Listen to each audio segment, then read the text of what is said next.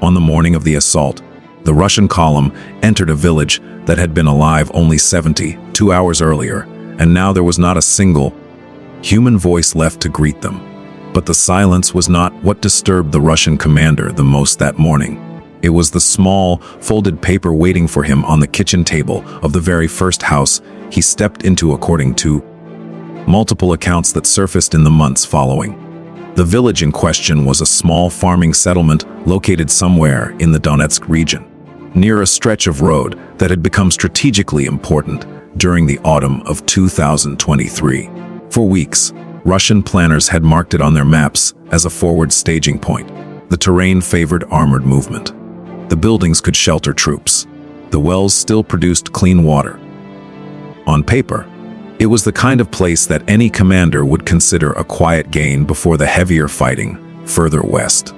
What Russian intelligence did not know, or what they perhaps underestimated, was that Ukrainian observers had been studying the same village from a different angle for nearly 2 months. Reports later suggested that a small Ukrainian reconnaissance team had been rotating in and out of the area since early September, mapping every house, every barn, every cellar door, and every approach road. They were not preparing to defend the village. They were preparing to leave it in a way that would matter. The decision to evacuate the civilian population came on a Tuesday, 3 days before the expected Russian advance. Sources familiar with the operation described it as one of the quietest evacuations of the war so far. There were no convoys. There were no public announcements. Ukrainian soldiers walked from door to door in small groups, speaking in low voices, helping families pack what they could carry within the span of 1 hour. Elderly residents were taken first, in private vehicles that drove without headlights along back roads. Then the younger families. Then the last of the men who had stayed behind to look after the livestock. By Thursday evening, the village was empty. According to one account that later appeared in a Western news outlet, even the dogs had been taken. 2 cats were said to have been left behind, but only because they could not be found in time. The bread on the kitchen counters was still soft. The fires in the wood stoves had only just gone cold. From the air, satellite imagery would have shown a perfectly normal settlement, lights still on in some windows, washing still hanging on a few clotheslines that the Ukrainians had deliberately left in place. This was the part of the operation that intelligence analysts later found most interesting. The Ukrainian team had not simply removed the people. They had staged the village to look inhabited. Curtains were left half-drawn. Children's toys were placed in courtyards. A radio in one of the houses was set to play quiet music on a timer, set to switch off only an hour before the Russian column was expected to arrive. When the Russian commander gave the order to advance early on the Sunday morning, his men entered the village in the standard formation of that period of the war. 2 armored vehicles in front, infantry on either flank, command element in the middle. The expectation, according to one captured operational document later released by Ukrainian sources, was light resistance. Possibly a few stragglers, perhaps a handful of fighters who had stayed behind to slow the advance. What they walked into instead was something none of them had been trained for. The silence was the first thing the soldiers noticed. There were no birds. There were no engines. There was no movement in any window. The lead vehicle stopped at the edge of the central square, and for nearly a full minute, no one spoke. The Russian commander, whose name has not been publicly confirmed, but who was reportedly a veteran officer in his mid-40s, dismounted and began walking toward the nearest house with 2 of his men. He pushed open the door of a small home with a blue-painted gate. Inside, the kitchen was warm. A kettle stood on the stove, and on the wooden table, neatly folded in the center, was a single sheet of paper. According to accounts that later circulated, the paper contained a short message written in Russian, in clear handwriting. The exact wording has been described differently in different reports, but the general meaning, as several sources have summarized it, was something close to this. We knew you were coming. We have already left. Everything you see here was prepared for you. Please be careful with the homes. The children who lived in them may return one day. The commander reportedly stood at the table for a long time. According to one account from a soldier who was present, he did not say anything for several minutes. He folded the paper, placed it inside his jacket, and walked back outside. What happened next is the part of the story that intelligence analysts have studied most carefully. Within 2 hours of entering the village, Russian forces began discovering small unusual details in nearly every building they searched.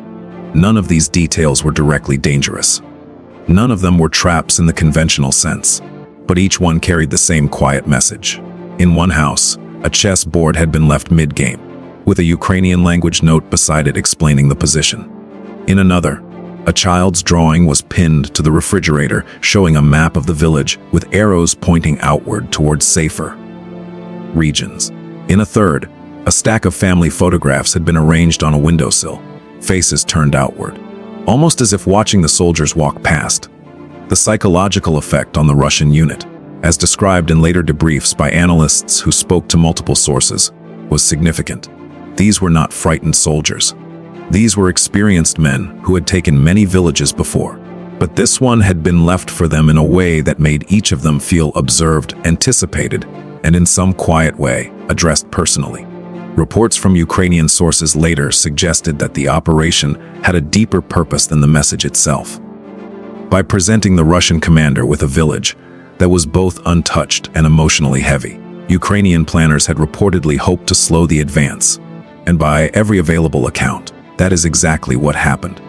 The Russian unit that entered the village on Sunday morning did not move further west for nearly 5 days. They searched every building twice. They photographed every note, every drawing, every detail. They sent reports back to their command. And while they paused, Ukrainian units further down the road completed defensive preparations that would shape the next phase of the regional fighting. When Moscow eventually received the full report, according to 2 separate analyses published later, senior planners are said to have asked one specific question, not about the village, not about the evacuation, not about the timing. The question, as reported, was simply this: how long had the Ukrainians been watching them, and what else had they prepared in places that no one had yet entered? In the months that followed, several Russian operational procedures were quietly updated. Forward units were instructed to approach empty villages with significantly more caution. Engineering teams were attached to lead elements more frequently. Time was added to advance schedules. According to one Western intelligence summary that appeared the following spring, the events at this single village contributed to a measurable change in how Russian forces planned movements through unfamiliar terrain in eastern Ukraine for many months afterward. The folded paper that had been left on the kitchen table was reportedly kept by the Russian commander for some time. Whether he ever spoke about it publicly is not known.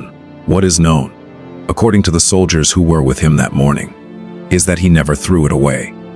Years from now, when the maps are redrawn and the names of these small places are mostly forgotten, what may remain from that quiet Sunday morning is not the strategic outcome and not the tactical lesson.